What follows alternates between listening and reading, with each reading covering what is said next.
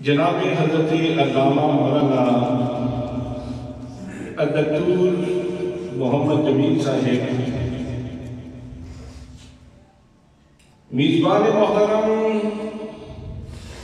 استاد العلماء عزیز القدر جناب حضرت علامہ مولانا زبان حسین چشتی صاحب، بانی ادارہ خادم قرآن و سنت مخدوم اہل سنت، برادر گرامی جناب الحاج محمد شفیق صاحب، برادر محمد ندیم صاحب و دیگر معززین علاقہ، مقتدر علماء کرام، برادران اسلام، برادران طریقت، برادران محبت، السلام علیکم ورحمۃ اللہ وبرکاتہ۔ آج جمعہ کا مبارک دن ہے اور اللہ کریم کی کرم نوازی ہے کہ ہم سب ایک مرکز نور میں، ایک دانشگاہ میں، ایک مرکز علم میں حاضر ہیں۔ دارالعلوم محمدیہ غوثیہ حفیظ کیمپس یزبان منڈی، یہ مرکز علم و عرفان دارالعلوم محمدیہ غوثیہ بھیرا شریف کی عظیم الشان برانچ ہے اور اللہ کے فضل سے بہت تھوڑے عرصے میں اس نے بہت ترقی کی ہے۔ ہماری دعا ہے کہ اللہ کریم اس کو دن دگنی رات چگنی ترقی نصیب فرمائے، اور جتنے لوگ اس ادارے کی خدمت کرتے ہیں اپنے حلال طیب رزق میں سے حصہ نکال کر اس کی خدمت کرتے ہیں، اللہ کریم سب کے مال و جان میں برکت نصیب فرمائے۔ حضرات محترم، پروردگار عالم ہمارا خالق ہے، ہمارا مالک ہے، ہمارا رازق ہے۔ اللہ کریم نے ہمیں دو چیزوں سے ملا کے بنایا ہے، ایک ہمارا جسم ہے اور ایک ہماری روح ہے۔ جسم کو پھر اللہ کریم نے چار عناصر سے ملا کے بنایا ہے، آگ ہے، پانی ہے، مٹی ہے۔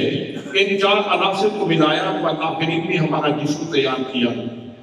اور روح یہ عالم بالا کی چیز ہے، عالم قدس کی چیز ہے، حریم ناز سے آئی ہے، حریم جبریہ سے آئی ہے، یہاں قید خانے میں ہے، مسافر خانے میں ہے، یہاں اس پنجرے کے اندر بند ہے۔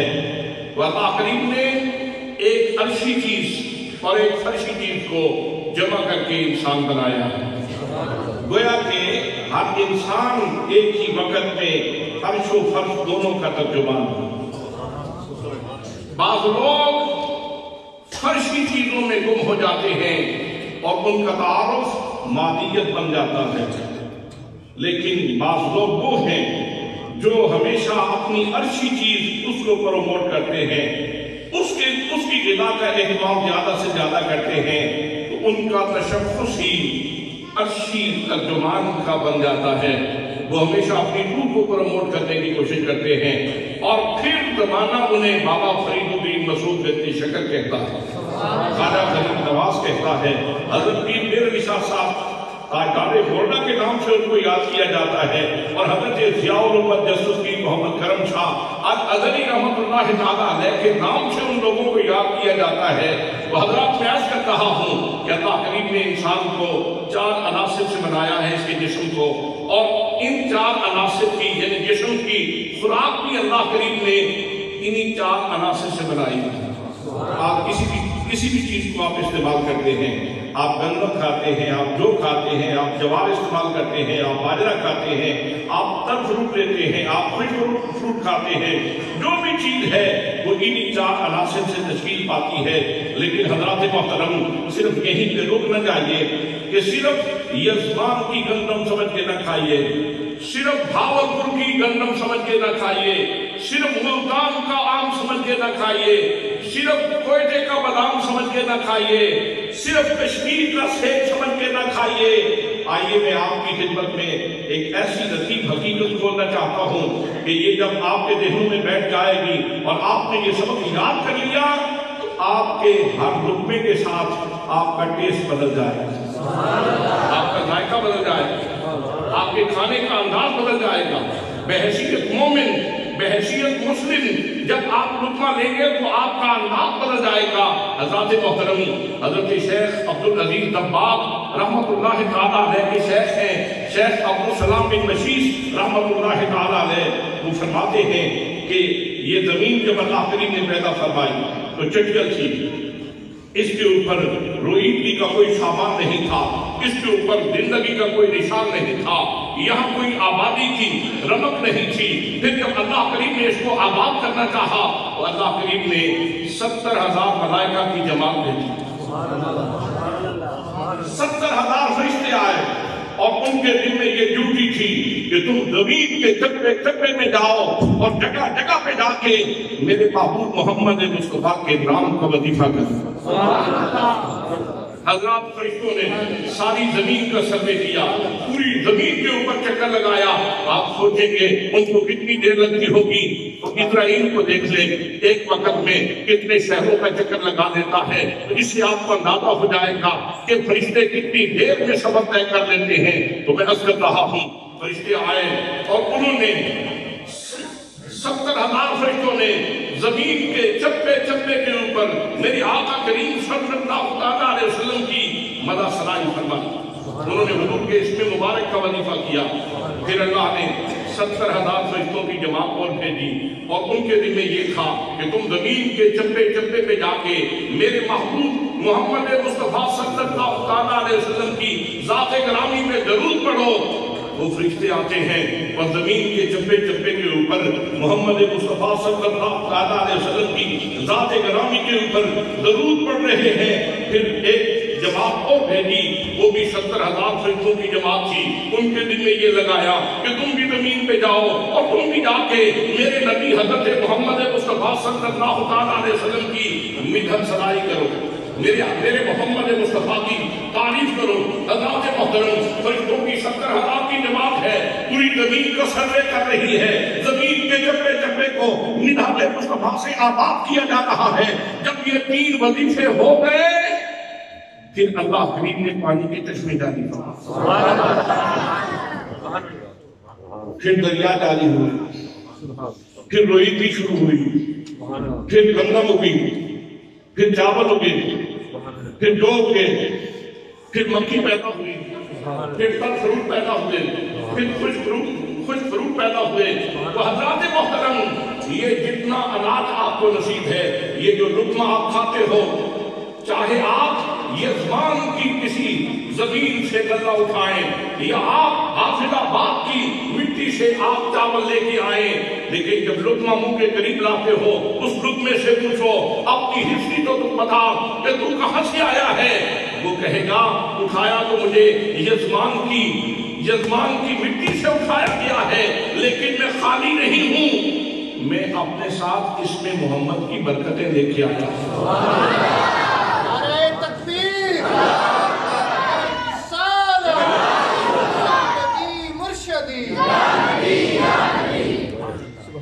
جب آپ لقمہ دیں گے اور اس میں محمد کی مٹھاس آپ کو محسوس ہوگی تو پھر شکرانے سے آپ کا سر جھک جائے گا اور پھر زبان سے بے ساختہ ہو سکتا ہے روٹی کھاتے ہوئے ہی یہ جملے نکل جائیں، ذکر تیرے یار مولا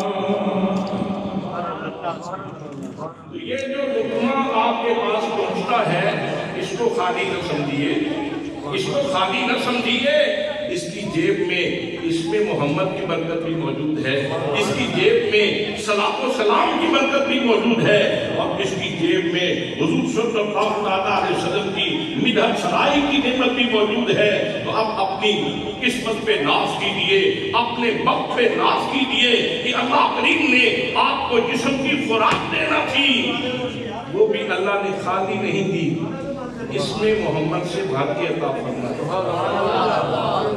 صلی اللہ علیہ وآلہ وسلم، صلی اللہ علیہ وآلہ وسلم، صلی اللہ علیہ وآلہ وسلم۔ کسی غذا ہے جو اللہ نے عطا فرمایا اور اس میں محمد کی برکتوں سے بھر کے عطا فرمایا۔ یہ پانی جو زندگی کی بنیادی اکائی ہے، جس کے بارے میں اللہ نے ارشاد فرمایا وَأَنزَلْنَا مِنَ الْمَاءِ كُلَّ شَيْءٍ حَيٍّ، ہم نے ہر زندہ چیز کی زندگی کی ڈوری پانی کے ساتھ باندھ رکھی ہے۔ حضرات، ہر چیز کی زندگی کی ڈوری تو پانی کے ساتھ بندھی ہوئی ہے، لیکن پانی کی زندگی کی ڈوری اس میں محمد سے بندھی ہوئی ہے۔ اس کے اجرا کا سلسلہ اس میں محمد سے ہوا ہے، مدحت مصطفیٰ سے ہوا ہے، حضرات محترم صلاۃ و سلام سے ہوا ہے۔ اللہ کریم نے ہمیں یہ نعمت، اتنی قیمتی نعمت عطا فرمائی۔ یہی وجہ ہے کہ مزدور محرم ہے، ڈاکو مجرم ہے، مزدور محرم ہے، ڈاکو مجرم ہے۔ بھئی ڈاکو بھی روزی کماتا ہے، مزدور بھی روزی کماتا ہے۔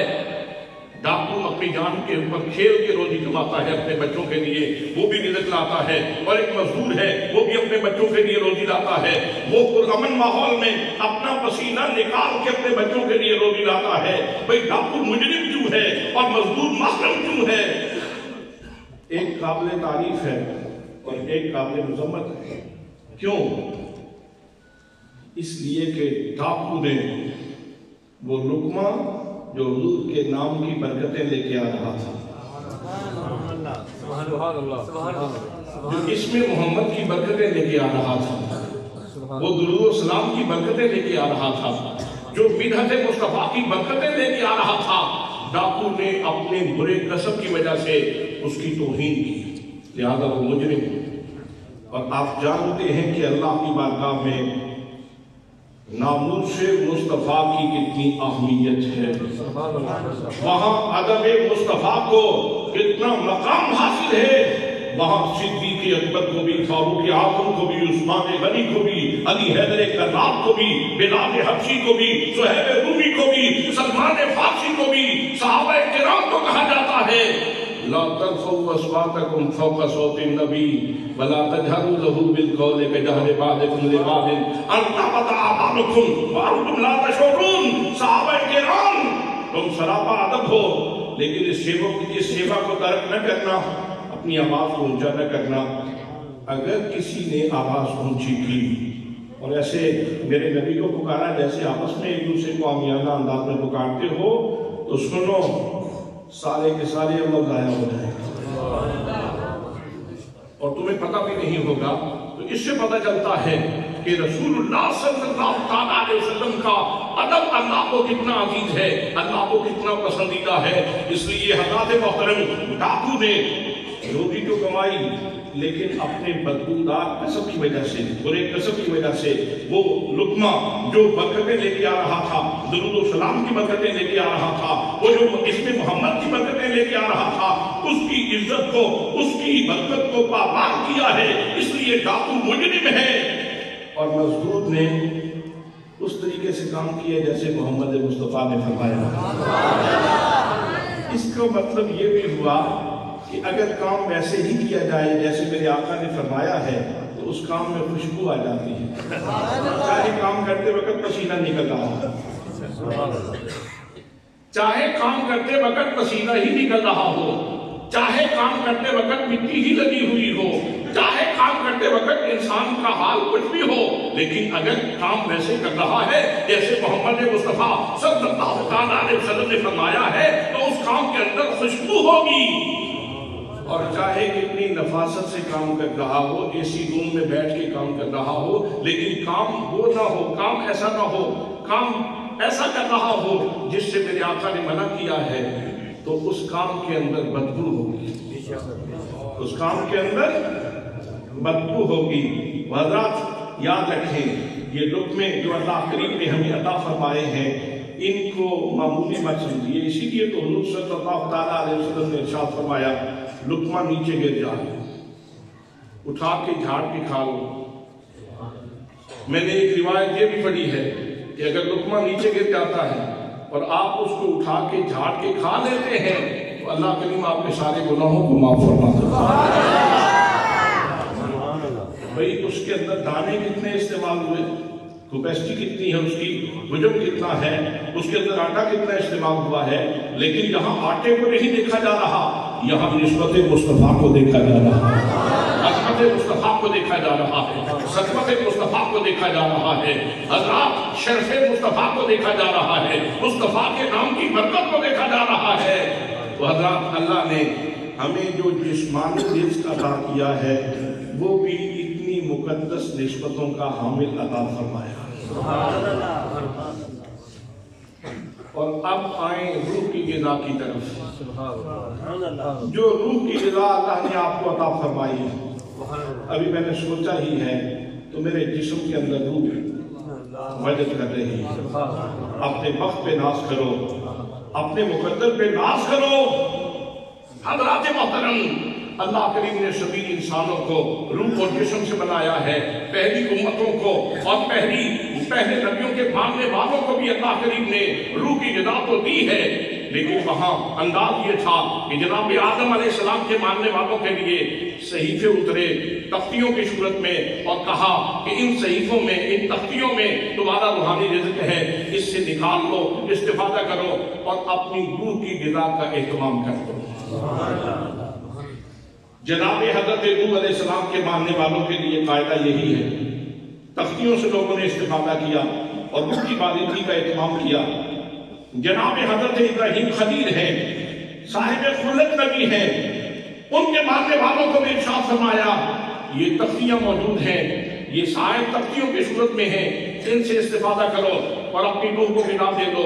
حضرت جناب داؤد علیہ السلام ان کو زبور عطا فرمائی تو تختیوں کی صورت میں عطا فرمائی کہ اس سے لوگ استفادہ کریں تو ان کی روح کو تقویت مل جائے گی، روح کو غذا مل جائے گی۔ جناب حضرت موسیٰ کلیم اللہ علیہ السلام صاحب ید بیضاء نبی ہیں، صاحب کلام نبی ہیں، ان کو بھی اللہ کریم نے جب تورات عطا فرمائی تو تختیوں کی صورت میں عطا فرمائی کہ ان تختیوں سے استفادہ کر کے اپنی روح کی باریکی کا اہتمام کرو۔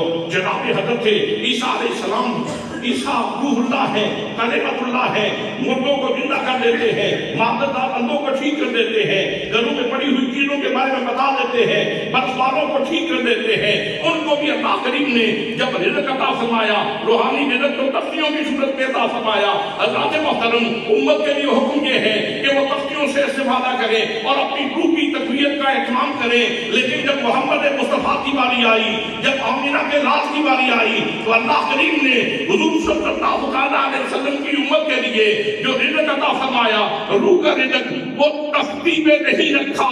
حضرات دل تھامیے، بات توجہ سے سنیے، ہمارا رزق اللہ کریم نے تختیوں میں نہیں رکھا، فرمایا فَإِنَّهُ نَزَّلَهُ عَلَىٰ قَلْبِكَ، معبود ہم نے آپ کی امت کا رزق، روحانی رزق آپ کے قلب اقدس پہ نازل کیا ہے۔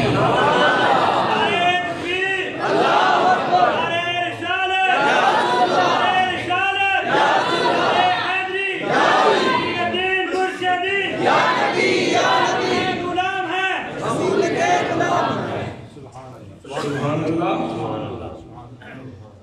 یہ زمان کا پانی ہو، پانی تو پانی ہے، لیکن اگر زمزم ملے تو سبحان اللہ، اگر زمزم ملے تو آپ کو اگر میں اس کو کہتے ہیں انتظام کر دوں اور گلاس میں ڈال دوں تو آپ کیسے پیئیں گے؟ سب سے پہلے تو آپ کے پورے جسم میں خوشی کی ایک لہر دوڑ جائے۔ کیا خوش نصیبی ہے کہ جزمان میں بیٹھ کر، اس چپ میں بیٹھ کر آج وہ پانی مل رہا ہے جس نے حضرت اسماعیل کے قدم چھوئے ہیں۔ وہ پانی مل رہا ہے جس نے حضرت اسماعیل کے قدم چومے ہیں سو ادب سے اٹھ کے کھڑے ہو گئے. کئی نیتیں کر لی اس کے وسیلے سے، یہ دعا بھی قبول ہو جائے، یہ دعا بھی قبول ہو جائے، یہ دعا بھی قبول ہو جائے. کئی نیتیں کر لی اور منہ کعبے کی طرف کر دیا اور پھر پینے لگے تو گھٹ گھٹ. باقی پانی تو ٹھہر ٹھہر کے پینا چاہیے، لیکن اس کو ذرا طلب کے ساتھ پینا چاہیے تاکہ محسوس ہو کہ اس کے دل میں کوئی اور طلب موجود ہے. یہ فقط پانی کی طلب آنا نہیں ہے، یہ فقط پانی کی طلب آنا نہیں ہے، اس کے اندر کوئی اور بھی طلب موجود ہے، کوئی اور بھی طلب موجود ہے. اصل میں اس کو طلب ہے تو حضرت خلیل کے حضرت اسماعیل کے قدموں کے اس بوسے کی طلب ہے. جب تو نے حضرت اسماعیل کے قدموں کو چوما ہے تو میں تجھے چوم لیتا ہوں. جن آنکھیاں نے دل بر بیٹھا اوہ اکھیاں تک لیاں، تو ملیوں کا بھی ساجن ملیا، ہن آسا لگ پئیاں. حضرات محترم تو عرض کر رہا ہوں، اگر وہ پانی ملے جس نے حضرت اسماعیل کے قدموں کے بوسے لیے ہوں تو آپ اٹھ کے کھڑے ہو جاتے ہیں، اس کی تکریم کرتے ہیں، اس کی تعظیم کرتے ہیں، اس کا احترام کرتے ہیں.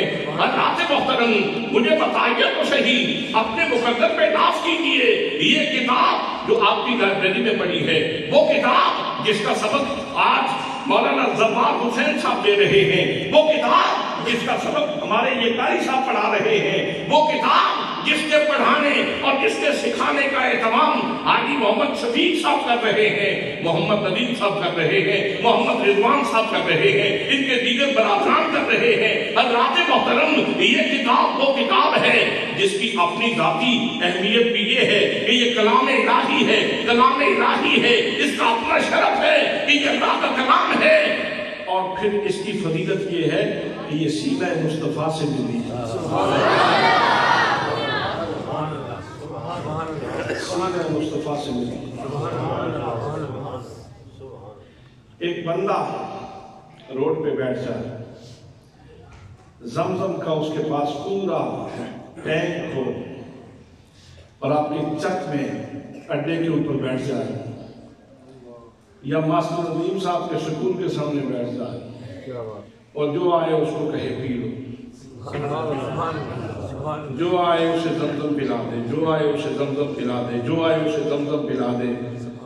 تو حضرات آپ کیا سمجھیں گے؟ آپ اس کی باتیں ہر جگ میں ہوں گی کہ نہیں؟ نہیں، میرے خیال میں نہیں ہوگی.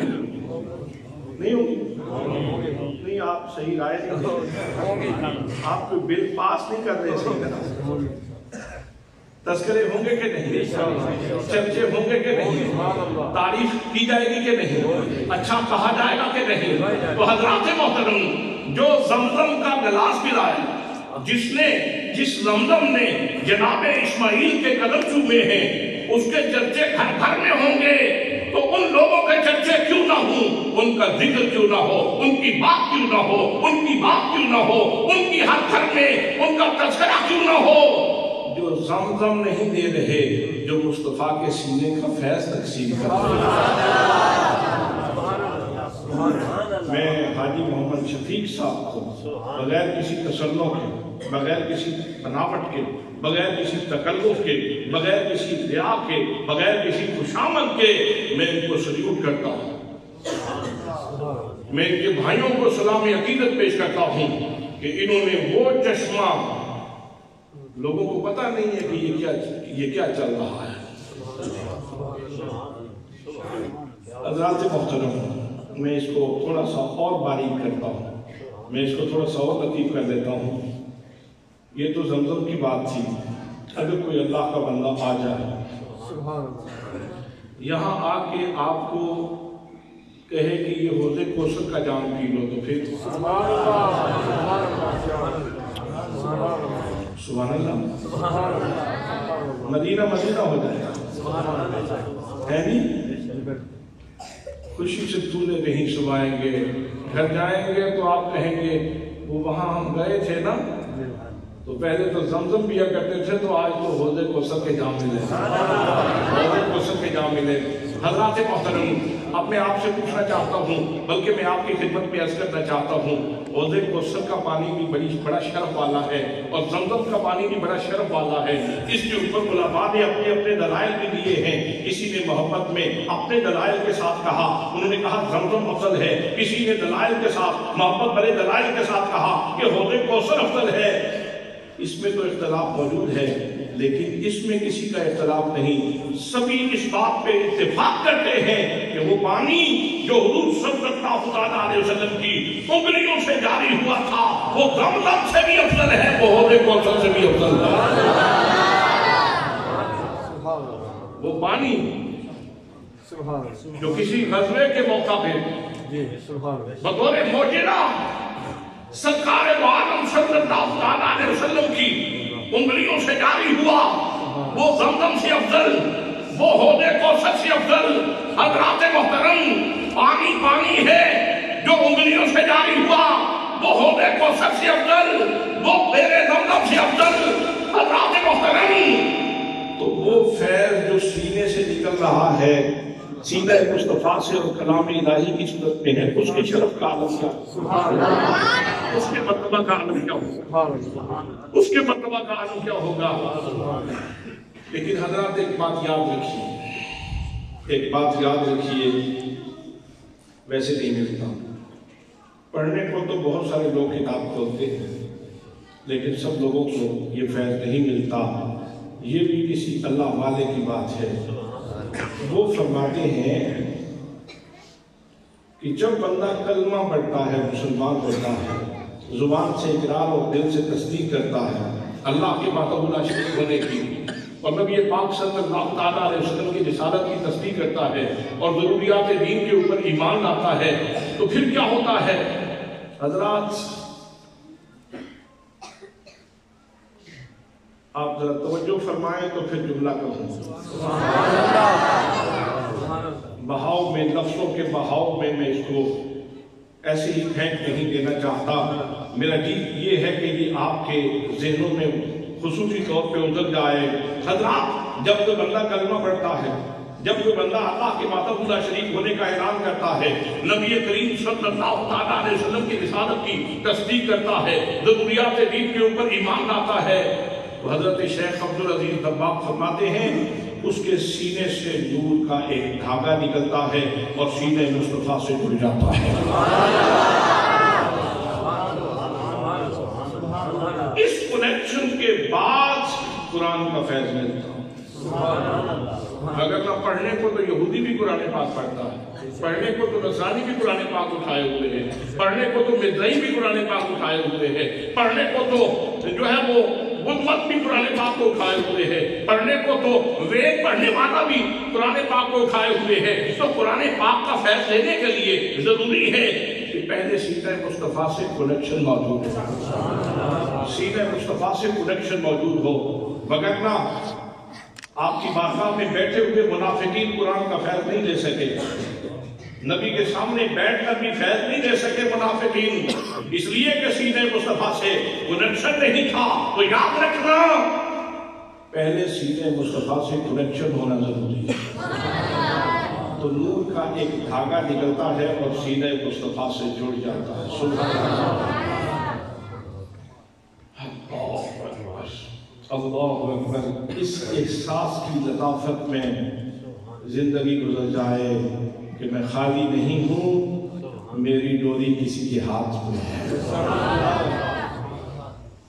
میری ڈوری کسی کے ہاتھ میں ہے، میری ڈوری، بولے نا، میری ڈوری کسی کے ہاتھ میں ہے، اور ید اللہ والے ہاتھ میں ہے، اور اگر نشرح کے سینے کے ساتھ میرا تعلق جڑا ہوا ہے۔ حضرات محترم، یہ اس کو اگر ڈیفائن کیا جائے سائنٹیفک انداز میں تو پھر اس کو یوں سمجھایا جا سکتا۔ کوئی پوچھ سکتا ہے، کوئی نوجوان، دور جدید ہے، کیا اور کیوں کا دور ہے، ہر بات کے اوپر سوال کیا جاتا ہے، تو کوئی سوال کر سکتا ہے کہ یہ نور کا دھاگا یہ کیا بلا ہے، یہ کیا چیز ہوتی ہے؟ تو تو میں اس سوال کا جواب دینے کے لیے ایک سائنٹیفک چیز کا سہارا لینا چاہتا ہوں. آپ سبھی لوگوں کے جیبوں کے اندر تقریباً موبائل ہوں گے. آپ یہاں سے نمبر ملاتے ہیں اور سعودیہ میں آپ کا کوئی دوست ہے تو اس سے بات ہو جاتی ہے. ہمارے بھائی آجی شفیق صاحب امریکہ میں ہوتے ہیں اور جب ان کا نمبر ملایا جائے تو امریکہ میں ان سے بات ہو جاتی ہے. 5 منٹ کنیکشن قائم رہے گا تو 5 منٹ, کنیکشن قائم رہے گا تو 10 منٹ, کنیکشن قائم رہے گا تو 20 منٹ, کنیکشن قائم رہے گا تو آدھا گھنٹہ بھی ہو سکتی ہے. جب تک کنیکشن قائم رہے گا اس وقت بات ہوتی رہے گی. میں نے ایک نوجوان سے پوچھا, بیٹا یہ بتاؤ تو صحیح یہ بات کیسے ہوتی ہے؟ وہ تو اتنی دور بیٹھے ہوئے ہیں, اتنی دیواریں راستے میں آئیں, سمندر راستے میں آئے, تو ہماری بات کیسے ہو گئی؟ اس نے کہا, حضرت اصل میں بات یہ ہے, یہ جو آپ کے پاس ہے نا ایک بیٹری اور یہ مشین جو موبائل کی صورت میں ایک سیل آپ کے پاس موجود ہے اور ادھر ایک سیل موجود ہے, تو سیٹلائٹ کے ذریعے ان کی ویوز کا آپس میں تعلق جڑا ہے. ویوز کا تعلق آپس میں جڑا ہے تو بات ہو رہی ہے. تو اس کا مطلب یہ ہے کہ جب ویوز جڑ جائیں تو فاصلے نہیں رہتے, فاصلے نہیں رہتے, بس تعلق جڑ جانے کی بات ہے, تعلق قائم ہو جانے کی بات ہے. اگر تعلق قائم ہو جائے تو اسکائپ کے اوپر شکل بھی نظر آ جاتی ہے دیکھنے والوں کو. اب تو سسٹم جس کا جتنا جدید ہوگا اتنا اس کا وہ معاملہ ترقی پذیر ہوگا, ترقی یافتہ ہوگا. حضرات محترم, یہ ویو جتنی کبھی ہوں گی اتنا رابطہ مضبوط ہوگا. تو میرے دوستو, ان ویوز کا ترجمہ اگر اردو میں کیا جائے تو لہریں ترجمہ ہوگا, پنجابی میں کیا جائے تو لہرا ترجمہ ہوگا, اور اگر بالکل سادہ صوفی بابے کی زبان میں اس کا ترجمہ کیا جائے تو ویوز کو نور کا دھاگا کہا جا سکتا ہے. یہ نور کا دھاگا ہے, یہ نور کا دھاگا ہے جو انسانوں نے جوڑا ہے. ایک انسان کی ساختہ پرداختہ چیز, ایک انسان کی عقل کی بنائی ہوئی چیز, یہ جو ڈیڑھ سے کام عقل اللہ نے انسان کو عطا فرمائی. اس نے سیٹلائٹ سسٹم بنا دیا, اس نے یہ سیل بنا دیا, اس نے یہ سیل بنا دیا, اس نے یہ تعلق جوڑ دیا. حضرات محترم, اگر اللہ کریم کی ڈیڑھ شتاب دی ہوئی عقل یہ پردے اٹھا سکتی ہے, تعلق جوڑ سکتی ہے, اور لہریں آپس میں مل جاتی ہیں اور باتیں ہو سکتی ہیں, اگر انسان یہ سب کچھ کر سکتا ہے تو خالق کائنات کیوں نہیں کر سکتا؟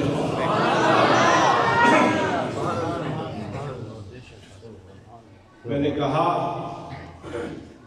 جس کے پاس سادہ ہے وہ تو صرف بات سنے گا, اور جس کا سسٹم جتنا قوی ہوگا وہ تصویر بھی دیکھ پائے گا,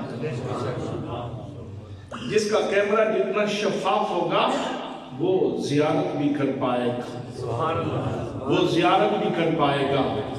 سسٹم تو جڑ چکا ہے, سینہ مصطفیٰ سے تعلق تو جڑ چکا ہے. حضرات محترم, اب ضرورت اس بات کی ہے کہ اپنے سسٹم کو پروموٹ کیا جائے, اس کے بعد بڑھائے جائیں, اس کی لہروں کو کبھی کیا جائے. جب لہریں کبھی ہو جاتی ہیں تو پھر حضرات محترم غلام بیٹھا ہونا پاکستان میں, تو آقا تشریف فرما ہو مدینے میں, تو غلام یہیں بیٹھ کے ہی اپنے آقا کی زیارت کر سکتا ہے.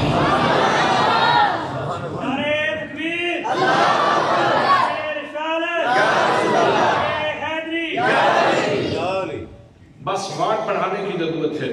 واٹ کیسے پڑھیں گے؟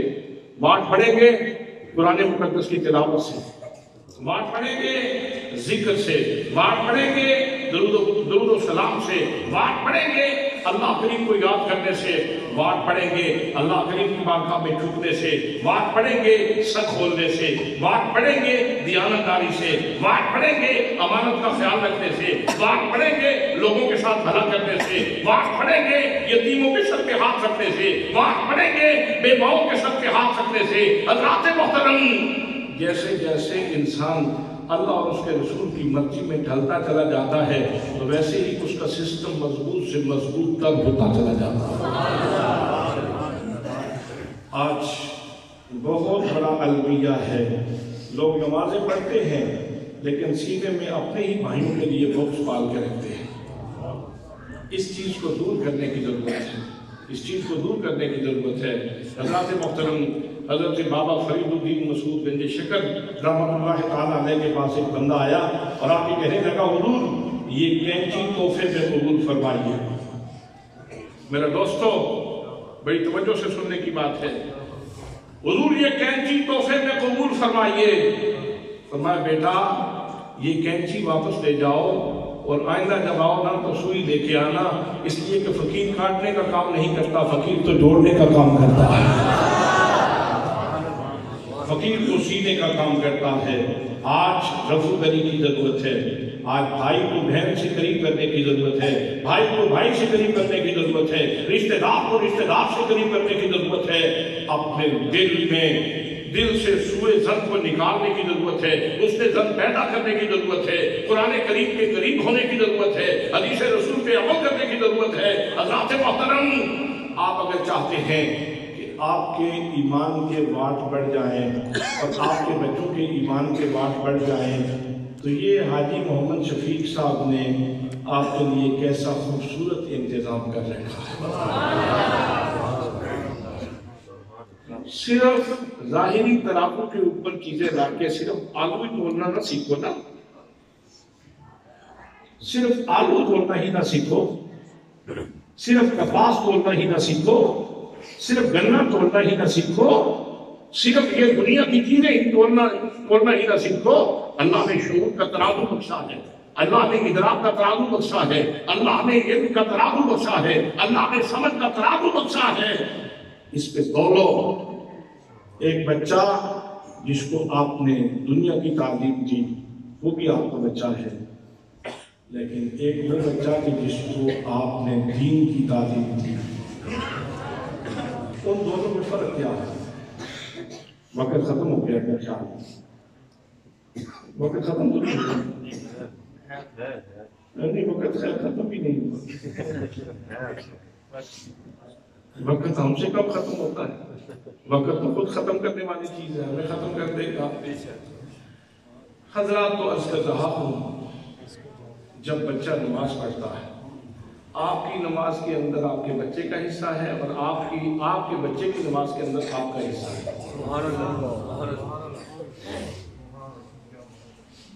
تعویذ دینے کے لیے تو لوگ جاتے ہیں کہ بچے کی اصلاح ہو جائے، یہ سب تعویذ دیتے ہیں، جو تعویذ آپ کے پاس موجود ہے وہ استعمال نہیں کرتے۔ تو تعویذ یہ ہے، نماز پڑھو، نماز کے اندر آپ پڑھتے ہیں رب اجعلنی مقیم الصلاۃ ومن ذریتی، یا اللہ مجھے نماز قائم کرنے والا بنا دے اور میری اولاد کو نماز قائم کرنے والا بنا دے۔ جس دن آپ کی دعا قبول ہو گئی اس دن بچہ نمازی ہو جائے گا۔ اور نماز ان الصلاۃ تنہی عن الفحشاء والمنکر، نماز برائی اور بے حیائی سے روکتی ہے۔ بچہ رک جائے گا بے حیائی سے، بے حیائی سے رک جائے گا۔ جس دن اس کو نماز کا فیضان نصیب ہو گیا بچہ بے حیائی سے رک جائے گا۔ پھر آگے کیا ہے؟ ربنا اغفر لی ولوالدی وللمؤمنین، یا اللہ میری مغفرت فرما دے، میرے والدین کی مغفرت فرما دے، اور جتنے اللہ کے ایماندار بندے ہیں سب کی مغفرت فرما دے۔ کوئی رنگ و نسل کی تمیز نہیں۔ میں ہر اس بندے کے لیے دعا مانگ رہا ہوں جس کے سینے کا تعلق سینے مصطفیٰ سے جڑا ہوا ہے، ان سب کی مغفرت فرما دے۔ بھئی آپ کی نماز کے اندر آپ کے بیٹے کا حصہ اور آپ کے بیٹے کی نماز کے اندر آپ کی نماز کا حصہ کتنا اچھا ہے۔ اپنے بچوں کو نمازی بناؤ، بنا سکتے ہو تو اپنے بچوں کو قرآن کا قاری بناؤ۔ کل آپ کا بچہ جب قرآن پڑھے گا تو اس کے صدقے میدان محشر میں آپ کے سر کے اوپر ایسا تاج سجایا جائے گا جس کی روشنی سورج اور چاند سے زیادہ ہوگا۔ میدان محشر کے مجمع محشر میں پوچھا جائے گا یہ کون لوگ ہیں؟ انبیاء ہیں، صدیقین ہیں، شہداء ہیں، صالحین ہیں، یہ کون لوگ ہیں؟ تو جواب دیا جائے گا کہ یہ وہ لوگ ہیں جنہوں نے اپنے بچوں کے سینے قرآن کی دولت کے لیے مختص کیے تھے۔ حضرات اللہ نے ہمیں جسمانی رزق بھی کمال کا دیا ہے اور روحانی رزق بھی کمال کا دیا ہے۔ اور روحانی رزق تو اس سرچشمے سے دیا سینہ مصطفیٰ سے، یہاں سے آیا اس نے ذہن مصطفیٰ کا سفر کیا، فکر مصطفیٰ کا سفر کیا، سرکار کے دماغ کا سفر کیا، پھر حضور کی زبان تک آیا، پھر حضور کی زبان تک آیا، اور زبان مصطفیٰ سے پھر اس نے لب مصطفیٰ چومے، اور لب مصطفیٰ کو چوم کے جب وہ رزق باہر آیا تو صدیق پہلے ہی آغوش کھولے ہوئے بیٹھا تھا، جھولی کھولے ہوئے بیٹھا تھا تو صدیق نے محفوظ کر دیا، حضرت علی حیدر کذاب نے محفوظ کر دیا، حضرت خدیجہ الکبریٰ نے محفوظ کر دیا، حضرت زید بن حارثہ نے محفوظ کر دیا، تو حضرت صحابہ کرام وہاں سے وصول فرماتے رہے، اور پھر انہوں نے آگے یہ فیض پہنچایا، اور چلتے چلتے چلتے چلتے آج وہ رزق ہم تک پہنچا، آج وہ رزق ہم تک پہنچا ہے۔ تو اس لیے ضروری ہے کہ قرآن مقدس پڑھنے کے لیے سینے کا تعلق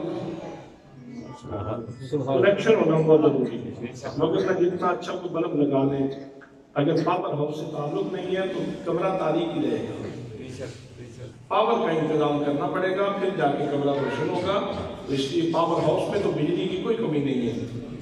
یہ بجلی کہاں سے آ رہی ہے؟ یہ بجلی آپ کی کہاں سے آ رہی ہے؟ کون سی؟ گریڈ سے۔ گریڈ کہاں سے؟ گریڈ کا پیچھے کیا ہے؟ سلسلہ نسب پاور ہاؤس سے آتی ہے۔ تو پاور ہاؤس میں بجلی کم نہیں ہے، چلنے والوں کی فریج بھی چلتی ہے، چلنے والوں کی وہ بہت بھاری بھرکم جو مشینیں وہ بھی چلتی ہیں۔ تو بس واٹ بڑھانے کی ضرورت ہے، اور واٹ بڑھانے کے لیے ضروری ہے کہ محبت سے قرآن پڑھا جائے، حدیث پڑھی جائے، اللہ کا ذکر کیا جائے، اللہ کے نبی پہ درود پڑھا جائے، اور صبح و شام یہ وظیفہ کیا جائے، ذکر تیرے یار دا مولا کرے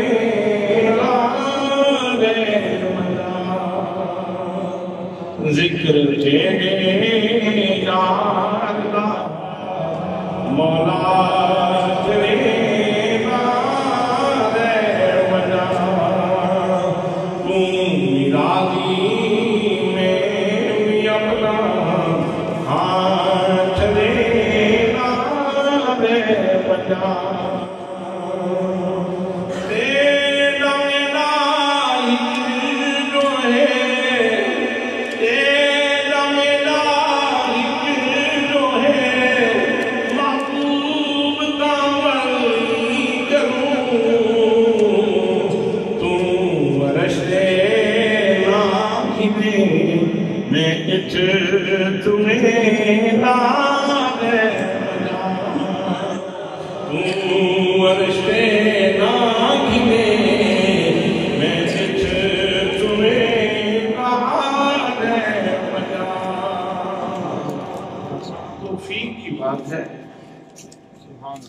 اللہ نے ہمارے بھائی حاجی محمد شفیق صاحب کو یہ توفیق کی ہے کہ کفر کے سینے میں بیٹھ کے اسلام کی دولت تقسیم کر رہے ہیں۔ عقل کی بات، قسمت کی بات، بیٹھے کفر کے سینے میں ہے، سوغات اسلام کی بات رہے، قرآن کی سوغات مانتے ہیں۔ اللہ کریم ان کے رزق میں، ان کے مال میں برکت نصیب فرمائے۔ یہ اساتذہ کرام